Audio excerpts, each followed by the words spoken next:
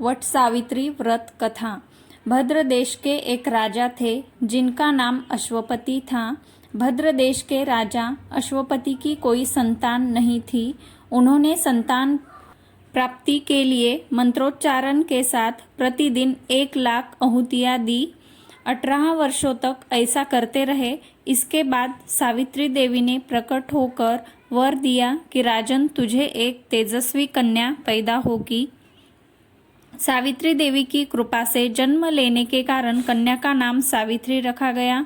कन्या बड़ी होकर बेहद रूपवान हुई। योग्य वर न मिलने की वजह से सावित्री के पिता दुखी थे। उन्होंने कन्या को स्वयं वर तलाशने भेजा। सावित्री तपोवन में भटकने लगी। वहाँ साल्व देश के राजा द्युमत्सेन रहते थे। क्योंकि उनका राज्य किसी ने छीन लिया था, उनके पुत्र सत्यवान को देखकर सावित्री ने पति के रूप में उनका वरण किया। ऋषिराज नारद को जब यह बात पता चली तो वह राजा अश्वपति के पास पहुँचे और कहा कि हे राजन, यह क्या कर रहे हैं आप? सत्यवान गुणवान है, धर्मात्मा है और बलवान भी है, पर उसकी आयु बहुत छोटी है, वह अल्पायु है। 1 वर्ष के बाद ही उसकी मृत्यु हो जाएगी। ऋषिराज नारद की बात सुनकर राजा अश्वपति घोर चिंता में डूब गए।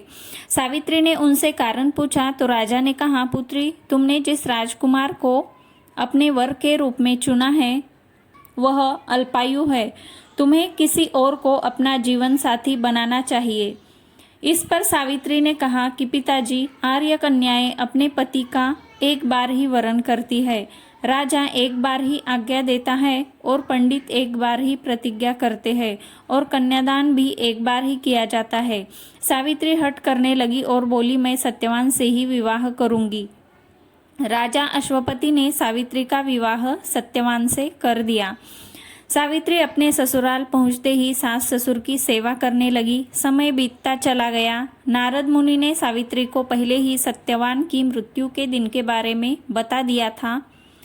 वह दिन जैसे जैसे करीब आने लगा, सावित्री अधीर होने लगी। उन्होंने 3 दिन पहले से ही उपवास शुरू कर दिया। नारद मुनि द्वारा कथित निश्चित तिथि पर पितरों का पूजन किया। हर दिन की तरह सत्यवान उस दिन भी लकड़ी काटने जंगल चले गए। साथ में सावित्री भी गई। जंगल में पहुंचकर सत्यवान लकड़ी काटने के लिए एक पेड़ पर चढ़ गए। तभी उसके सिर में तेज दर्द होने लगा। दर्द से व्याकुल सत्यवान पेड़ से नीचे उतर आए। सावित्री अपना भविष्य समझ गई। सत्यवान के सिर को गोद में रखकर सावित्री सत्यवान का सिर सहलाने लगी। तभी वहां यमराज आते दिखे। यमराज अपने साथ सत्यवान को ले जाने लगे। सावित्री भी इनके पीछे पीछे चल पड़ी। यमराज ने सावित्री को समझाने की कोशिश की कि यही विधि का विधान है, लेकिन सावित्री नहीं मानी। सावित्री की निष्ठा और पतिपरायणता को देखकर यमराज ने सावित्री से कहा कि हे देवी, तुम धन्य हो, तुम मुझसे कोई भी वरदान मांगो। सावित्री ने कहा कि मेरे सास ससुर वनवासी और अंधे हैं, उन्हें आप दिव्य ज्योति प्रदान करें।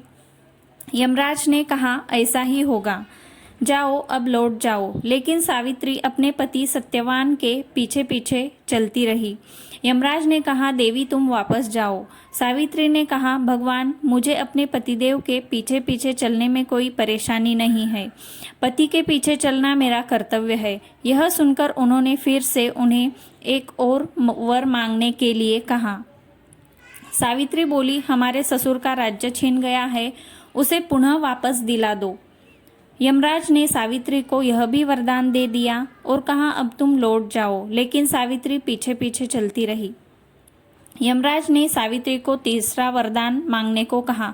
इस पर सावित्री ने 100 संतानों और सौभाग्य का वरदान मांगा। यमराज ने इसका वरदान भी सावित्री को दे दिया।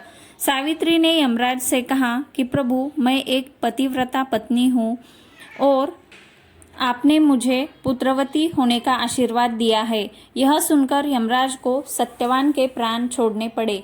यमराज अंतर्ध्यान हो गए और सावित्री उसी वटवृक्ष के पास आ गई जहाँ उसके पति का मृत शरीर पड़ा था। सत्यवान जीवंत हो गया और दोनों खुशी खुशी अपने राज्य की ओर चल पड़े। दोनों जब घर पहुँचे तो देखा कि माता पिता को दिव्य ज्योति प्राप्त हो गई है। इस प्रकार सावित्री सत्यवान चिरकाल तक राज्य सुख भोगते रहे।